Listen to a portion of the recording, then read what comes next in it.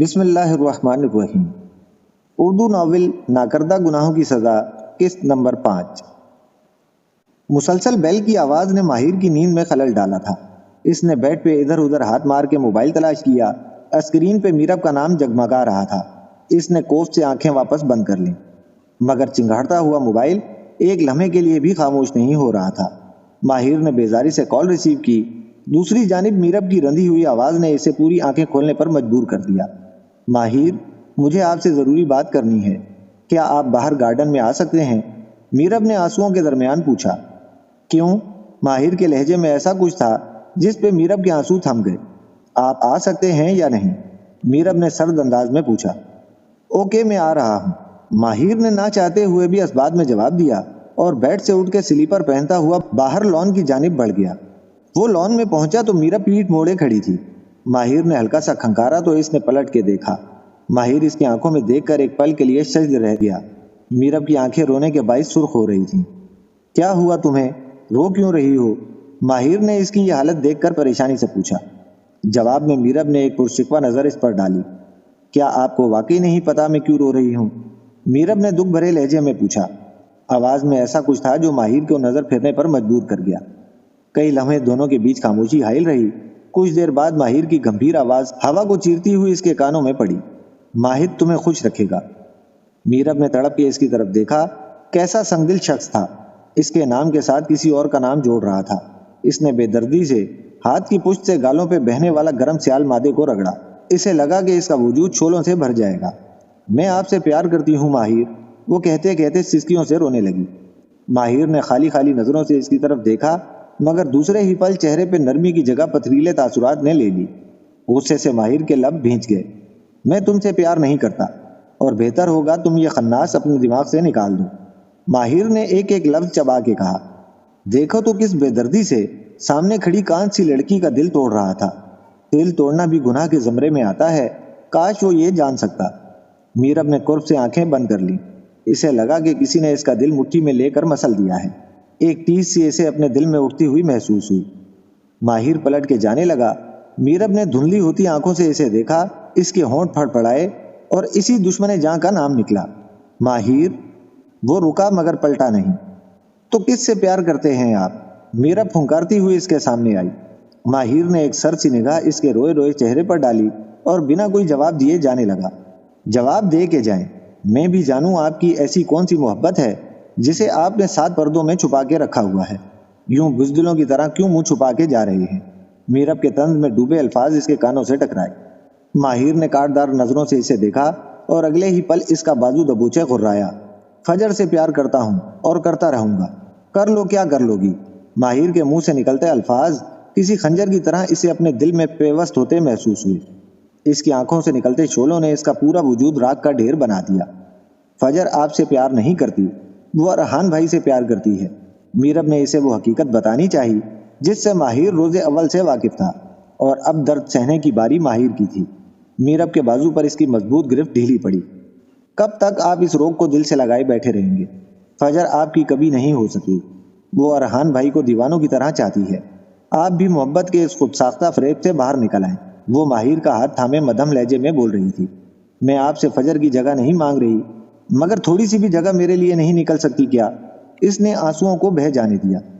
میری زندگی میں فجر کے علاوہ ہرگز کسی دوسرے کے لیے کوئی جگہ نہیں ہے، اور بہتر ہوگا تم مجھ سے دور رہو، ماہر نے کہتے ہوئے ایک جھٹکے سے اپنا ہاتھ چھڑایا۔ میں مر جاؤں گی آپ کے بغیر، میرب نے بے بسی سے کہا۔ وہ جیسے ماہر کو اپنی بات سمجھا کے تھک گئی تھی۔ تو مر جاؤ، آئی ڈونٹ کیئر، ماہر نے سرد سی آواز میں کہا۔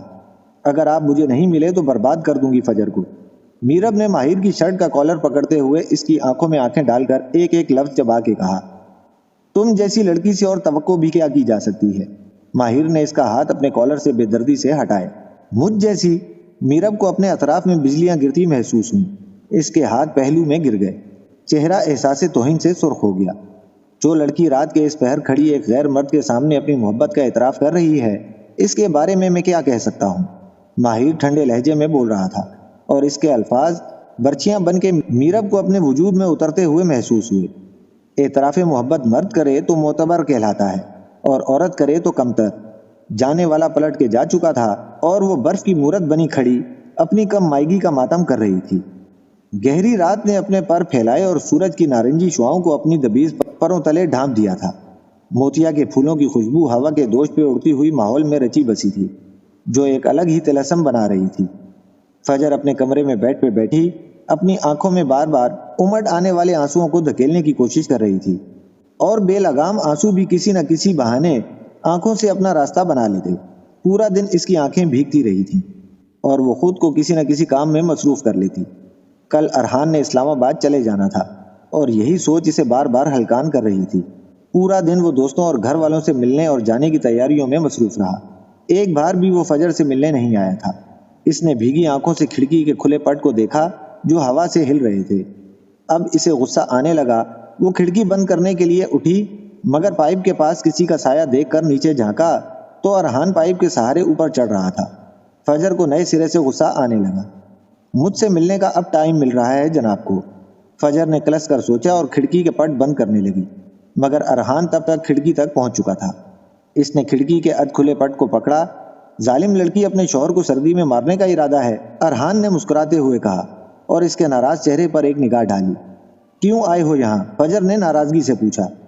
وہ میں اندر آگے بتاؤں گا، ارحان نے ایک آنکھ دبا کے شرارت سے کہا اور ایک ہی جست میں چھلانگ لگا کے اندر آ گیا۔ فجر سر جھٹک کے وہاں سے ہٹی اور ڈریسنگ ٹیبل کے سامنے جا کے سمٹی ہوئی ڈریسنگ ٹیبل دوبارہ سمیٹنے لگی۔ ارحان مسکراتا ہوا کونہی کے بل بیڈ پر لیٹ گیا اور فرصت سے اسے دیکھنے لگا۔ اگر یہ دیکھنے کا شغل فرما چکے ہو تو یہاں سے جاؤ۔ فجر نے ایک تپی تپی سی نگاہ آئینے میں پڑتے اس کے اسب پر ڈالی۔ اس کی بات پہ ارحان کے ہونٹوں کو ایک دلکش سی مسکراہٹ نے چھوا۔ ناراض ہو مجھ سے؟ ارحان نے پوچھتے ہوئے بیڈ سے ایک کشن اٹھا کر فجر کی طرف پھینکا۔ فجر نے گھور کے اس کی طرف دیکھا اور کشن دوبارہ بیڈ پر اچھال دیا۔ میں کل جا رہا ہوں، ارحان نے اداسی سے کہا۔ ہم جاؤ، فجر نے مصروف سے انداز میں کہا۔ تمہیں میری یاد نہیں آئے گی؟ ارحان بیڈ سے اٹھ کے اس کے پیچھے جا کھڑا ہوا۔ وہ گمبھیر اور ٹھہرے ہوئے لہجے میں اس کے کان کی طرف جھکتے ہوئے پوچھ رہا تھا۔ اس کی بات سن کر فجر نے آئینے میں پڑتے اس کے اسب کو پلکیں اٹھا کر دیکھا۔ یکا یک آنکھیں نمکین پانیوں سے بھرنے لگیں۔ اس نے فوراً نظریں جھکا لیں، مگر اس کے آنسو ارحان کی نظروں سے چھپے نہ رہ سکے۔ ارحان کے لبوں کی مسکراہٹ سمٹی۔ اس نے فجر کو شانوں سے پکڑ کر اس کا رخ اپنے سامنے کیا اور بنا کچھ کہے نرمی سے اس کا سر اپنے کندھوں سے لگا لیا۔ اس کے کندھے سے لگتے ہی فجر کے رکے آنسو تواتر سے بہنے لگے اور اس کا کندھا بھگونے لگے۔ دونوں کے درمیان خاموشی حائل تھی، بہت کچھ کہتی ہوئی خاموشی، جسے صرف وہ دونوں ہی سن سکتے تھے۔